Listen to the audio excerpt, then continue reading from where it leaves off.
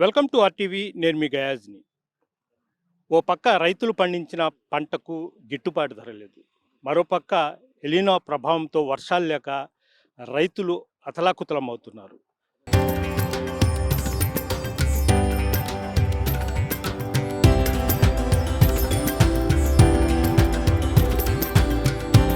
తరతరాలుగా తరగని స్వర్ణ బంధాలు మన మానిపల్లి జ్యువెలర్స్.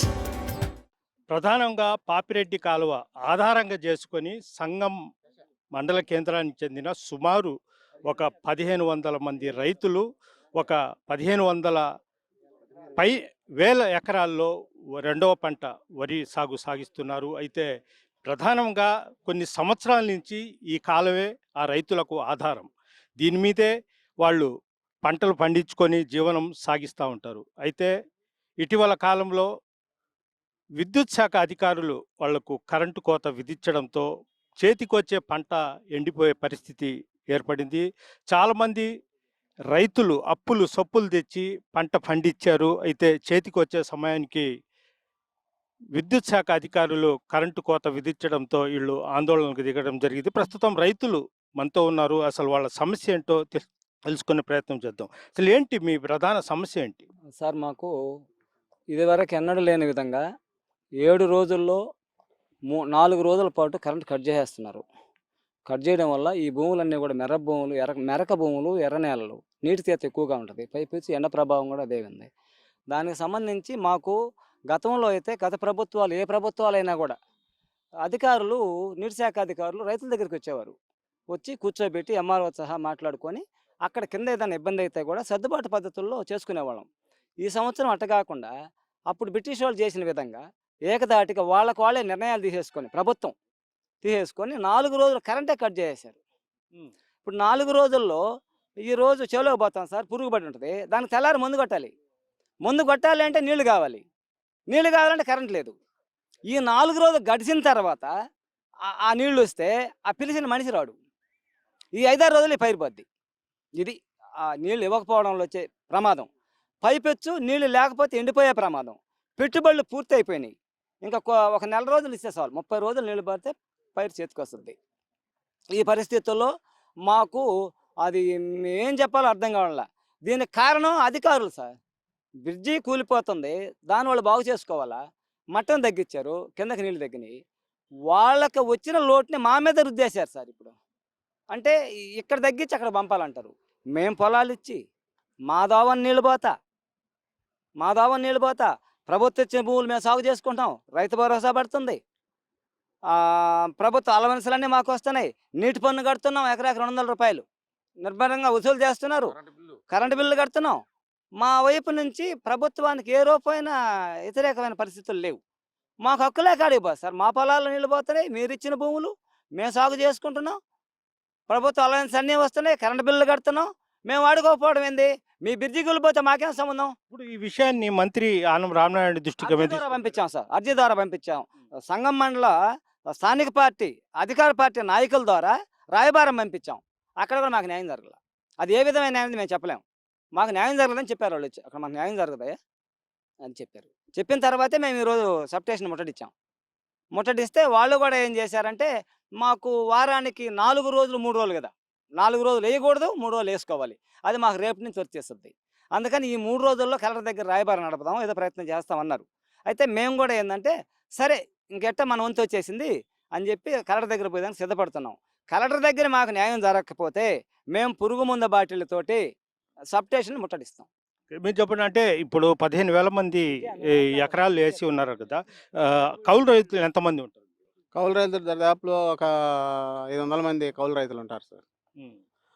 500 మంది కౌలు రైతులు ఉంటారు. ఆ దాంట్లో నేను కూడా కౌలు రైతునే. నేను ఒక 5 ఎకరాలు చేస్తున్నాను. నాకు పంట నష్టం చాలా జరిగేటట్టుంది ఈ నీళ్ళు లేకపోతే.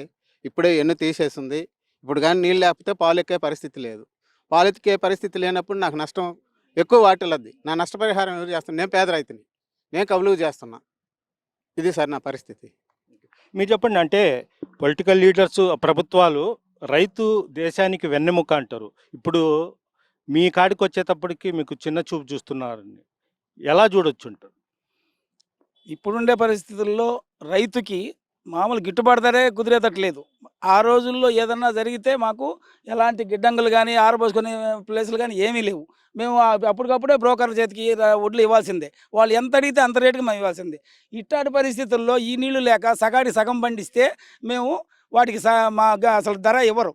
ఇవ్వకపోతే అందరం ఈ విపరీతమైన ఖర్చులు పెట్టేసాం. ఆల్రెడీ 35,000, 35,000 ఎకరాకి ఎంత ఎకరాకి 35,000 రూపాయలు ఖర్చు పెట్టేస్తున్నాం. ఇక దాదాపుగా 4,000, 3,000 ఖర్చు పెడితే కోత కోసుకోగలం.